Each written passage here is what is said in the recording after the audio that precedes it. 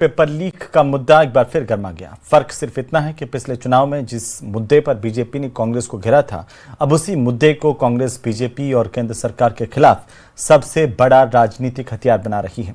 NEET 2026 paper leak मामले को लेकर कांग्रेस लगातार आक्रामक है। पार्टी का आरोप है कि नीट 2024 से लेकर 26 तक पेपर लीक की घटनाएं सामने आई, लेकिन केंद्र सरकार और नेशनल टेस्टिंग एजेंसी जिम्मेदारों पर सख्त कार्रवाई करने में नाकाम रही है। जान लड़ा देंगे छोरा के टाबरा में भविष्य ने बढ़ावा करिए। कांग्रेस कोई है फिर रोजिना देखोगा हिंदुस्तान में राजस्थान स्टेट जो पहला है जिसने सभी जिला मुख्यालयों के ऊपर इसके ऊपर धरना प्रदर्शन और इनके इस्तीफे की मांग की है। अब फिर आगे से जो भी कार्यक्रम होगा, जब तक ये जवाबदारी लेकर के इस व्यवस्था को दुरुस्त नहीं कर देंगे, इनके सरगनाओं को पकड़ेंगे नहीं, तब तक ये आंदोलन कांग्रेस पार्टी सड़क और सदन में सब जगह करेगी। हमारे जो सवाल हैं उसका जवाब इस सरकार को देना चाहिए। धर्मेंद्र प्रधान जी का इस्तीफा मोदी जी लेंगे या नहीं लेंगे? यहां 9 दिन तक एफआईआर किसके इशारे पर दर्ज नहीं हुई? उन लोगों पे कार्रवाई करेंगे या नहीं करेंगे? और जहां पेपर पहले आने की बात है, जहां पहले खुशी मनाई जा रही है, और ये 25 के पेपर लीक की तो अब आपने सुनी ली ना। जो अब पकड़े गए आरोपी दिनेश और मांगेलाल, इन लोगों ने कहा है कि हमारे परिवार के 5 मेंबर पिछली बार भी पास हुए थे। इसका मतलब वो पेपर भी लीक हुआ था और आपने दबा दिया उसको। जब भाजपा ने कांग्रेस को बुरी तरह से घुटने पर ला दिया था, आज भी जब कांग्रेस 2023 के विधानसभा चुनाव का विश्लेषण करती है तो हार के प्रमुख कारणों में से एक कारण पेपर लीक का मुद्दा माना जाता है। अब जब कांग्रेस के हाथ में ये मुद्दा आया है तो संगठन स्तर पर कांग्रेस के सामने चुनौती ये है, क्या वो भाजपा की तरह इस मुद्दे को भुना पाएंगे? फिलहाल हर जिले में विरोध प्रदर्शन, राजधानी जयपुर में प्रेस वार्ताएं की जा चुकी हैं और 21 मई को तैयारी की जा रही है कि कांग्रेस अपने मुख्यालय से भाजपा मुख्यालय का घेराव करे। पीसीसी चीफ गोविंद सिंह डोटासरा का आह्वान है कि जब तक इस मुद्दे पर जिम्मेदारों के इस्तीफे नहीं करवा लेंगे, पीछे नहीं हटेंगे। लेकिन देखने वाली बात यह होगी कि कांग्रेस इस मुद्दे को उस तरह से उस लेवल पर ले जा पाएगी जिस तरह से इस मुद्दे पर भाजपा ने काम किया था। कैमरा पर्सन दिलीप चेची के साथ में अरबाज अहमद, न्यूज़ 18 के लिए जयपुर से। उधर भीलवाड़ा जिले के आसींद क्षेत्र के बालापुरा गांव में एक गाय कुएं में गिरी। घटना की जानकारी मिलते गांव में हड़कंप मच गया। ग्रामीण मौके पर इकट्ठा हो गए। सूचना पर कुछ कार्यकर्ता भी पहुंचे और यहां पर कोटेश्वर उपचार केंद्र गुड्डा टीम के अध्यक्ष सोनू अपनी टीम के साथ पहुंच गए। दोनों टीमों ग्रामीणों ने तुरंत गाय को बाहर निकाला, रेस्क्यू अभियान किया। करीब 3 घंटे की मशक्कत के बाद इस गाय को सुरक्षित बाहर निकाल लिया गया। इसके बाद ग्रामीणों ने राहत की सांस ली।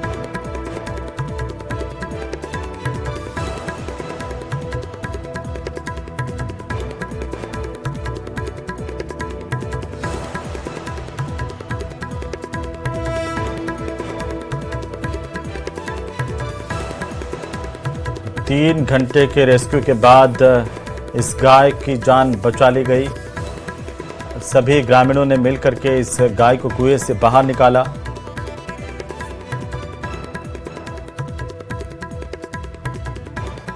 उधर बाड़मेर जिले में भीषण गर्मी के बीच एक बोलेरो गाड़ी में अचानक से आग लगी और घटना गडरा रोड पर निर्माणाधीन रेलवे ब्रिज के नीचे की है। आग लगते ही गाड़ी से धुआं निकलने लगा। देखते ही देखते आग फैल गई। इस दौरान बोलेरो में सवार राजाक खान, उसके 2 साथियों ने कूदकर अपनी जान बचाई। पास से गुजर रहे पानी की टैंकर की मदद से आग बुझाने की कोशिश की गई। सूचना पर दमकल की टीम मौके पर पहुंची। उसके बाद आग पर काबू पाया गया, लेकिन तब तक गाड़ी के अगले हिस्से को काफी नुकसान पहुंचा।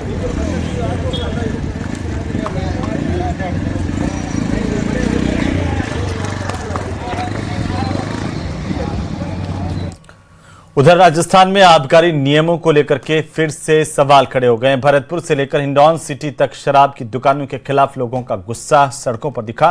कहीं अस्पताल कॉलेज के पास ठेका हटाने की मांग उठी तो कहीं महिलाओं और युवाओं ने माहौल खराब होने का आरोप लगाते हुए प्रशासन को अल्टीमेटम दे दिया।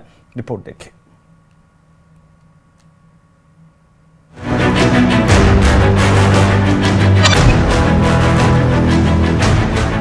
शराब दुकानों पर बवाल, फूटा गुस्सा, नियम विरुद्ध ठेकों के खिलाफ प्रदर्शन, 24 घंटे का अल्टीमेटम, आंदोलन की चेतावनी। राजस्थान में शराब की दुकानों की लोकेशन को लेकर लोगों का गुस्सा लगातार बढ़ता जा रहा है। भरतपुर के नदबई में नगर रोड पर संचालित शराब की दुकान को हटाने की मांग को लेकर स्थानीय लोग जिला कलेक्ट्रेट पहुंचे। लोगों का आरोप है कि ये शराब की दुकान नियमों के विरुद्ध संचालित हो रही है। उन्होंने बताया कि दुकान से करीब 120 मीटर दूरी पर जिला अस्पताल है और 130 मीटर दूरी पर कन्या महाविद्यालय स्थित है, जिसके चलते अस्पताल आने वाली महिलाओं और कॉलेज की छात्राओं को परेशानियों का सामना करना पड़ रहा है। स्थानीय लोगों ने कहा कि पिछले साल एसडीएम की रिपोर्ट में भी दुकान का संचालन नियम विरुद्ध पाया गया था। बावजूद इसके अब तक दुकान की लोकेशन नहीं बदली गई, जिससे लोगों में भारी नाराजगी देखने को मिल रही है। नदवी में हमारे कस्बे में एक नगर रोड पर स्थित एक ठेका है जो हमारे नियमों के विरुद्ध चल रहा है, जिसको लेकर के पिछले साल की 17 तारीख को 6वें महीने में हमने एक एप्लीकेशन दायर की थी, जिसपे उस टाइम के तत्कालीन अधिकारी गंगाधर मीणा जी जो एसडीएम थे, उन्होंने अपनी रिपोर्ट पेश की थी, जिसमें उन्होंने साफ शब्दों में लिखा हुआ, ये उनके कागज़ है हमारे पास में, कि ये जो ठेका है वो नियमों के बिल्कुल अनुरूप नहीं है। क्योंकि सरकारी जो आदेश होते हैं वो 200 मीटर की दूरी होती है कि कोई भी सरकारी संस्था हो, कोई भी सरकारी स्कूल हो, उससे 200 मीटर की दूरी पर ही ये लागू किए जाते हैं। लेकिन इन नियमों को ताक पर रखते हुए वहाँ पे नदे में एक ठेका संचालित है, जिसकी मांग हम लगातार पिछले साल से उठाते आ रहे हैं और अभी तक उस पर कोई कार्रवाई नहीं हुई है। वहीं करौली जिले के हिंडौन सिटी में भी शराब की दुकान को लेकर जाटव समाज में भारी आक्रोश देखने को मिला। हिंडौन जाटव बस्ती चुंगी स्थित डॉक्टर भीमराव अंबेडकर मूर्ति के पास संचालित शराब की दुकान के विरोध में समाज के लोगों ने उपखंड अधिकारी के नाम ज्ञापन सौंपा।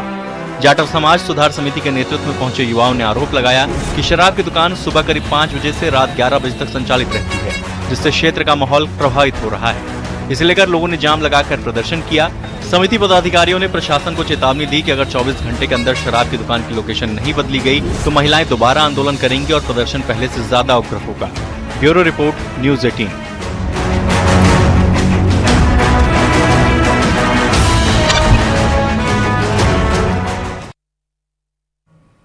तो वहीं मुख्यमंत्री भजनलाल शर्मा ने सोमवार को अपनी वैवाहिक वर्षगांठ सादगीपूर्ण तरीके से मनाई।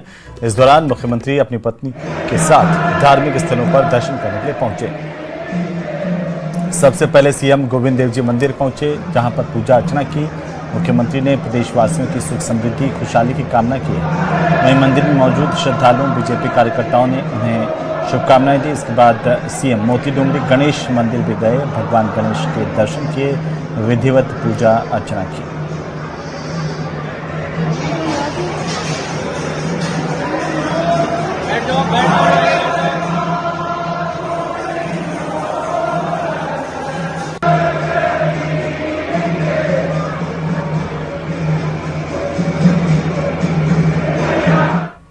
उधर नागौर के डेगाना उप जिला अस्पताल में अव्यवस्थाओं को लेकर लोगों का गुस्सा फूटा। इमरजेंसी सेवाओं में लापरवाही, स्टाफ की अनियमितता और दवाइयों की कमी से नाराज लोगों ने उपखंड कार्यालय पहुंचकर प्रदर्शन किया। ज्ञापन देने को लेकर करीब 3 घंटे तक गतिरोध चला। बाद में एसडीएम मोहन चौधरी ने बाहर आकर ज्ञापन दिया और जल्द कार्रवाई का आश्वासन दिया। इसके बाद धरना खत्म हुआ।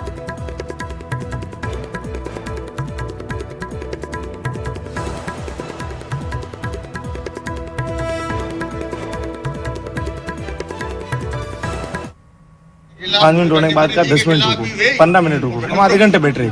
फिर हमने कहा कि आप लेना है या नहीं लेना। फिर उन्होंने हमारा एक आदमी गया अंदर, उसको मना कर दिया कि मैं आपका ज्ञापन लूंगा नहीं। इससे क्या हुआ कि जो आमजन का विश्वास होता है एक अधिकारी के प्रति कि न्यायप्रिय होना चाहिए, कुशल अधिकारी, जो जनता के प्रति, जनता का अधिकारियों के प्रति जो विश्वास होना चाहिए, वो ऐसे कहीं ना कहीं ऐसे कृत्यों से विश्वास उठता है। अब हम एक आज उपखंड अधिकारी डेगाना ने जो हमारे साथ बर्ताव किया, हमें लगा कि ये एक अंग्रेज अधिकारी की तरह का बर्ताव था। अजमेर में पुलिस ने आईपीएल मैच पर ऑनलाइन सट्टेबाजी के खिलाफ बड़ी कार्रवाई की है। आपको बता दें कि पुलिस ने वेदांता रिजोर्ट और राजमहल होटल में छापेमारी कर 5 आरोपियों की गिरफ्तारी की। कार्रवाई जिला स्पेशल टीम, गेगल थाना और मदनगंज थाना पुलिस ने संयुक्त रूप से की है। पुलिस ने आरोपियों के कब्जे से mobile phone, tablet, LED TV, नकदी और सट्टे से जुड़ी डायरी भी बरामद की। मौके से 45,730 रुपए नकद, 3 वाहन भी जब्त किए गए।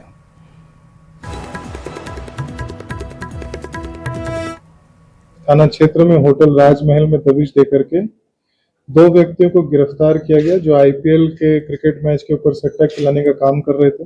इन दोनों व्यक्तियों के नाम दिनेश यादव पुत्र बजरंग यादव, निवासी पुलिस थाना मदनगंज, ओम प्रकाश यादव पुत्र रतनलाल यादव निवासी पुलिस थाना मदनगंज है। इनसे पूछताछ की जा रही है और अभी तक इनसे एक टीवी, 5 मोबाइल हैंडसेट व अन्य डिजिटल उपकरण जब्त किए गए हैं और जैसे अनुसंधान में आगे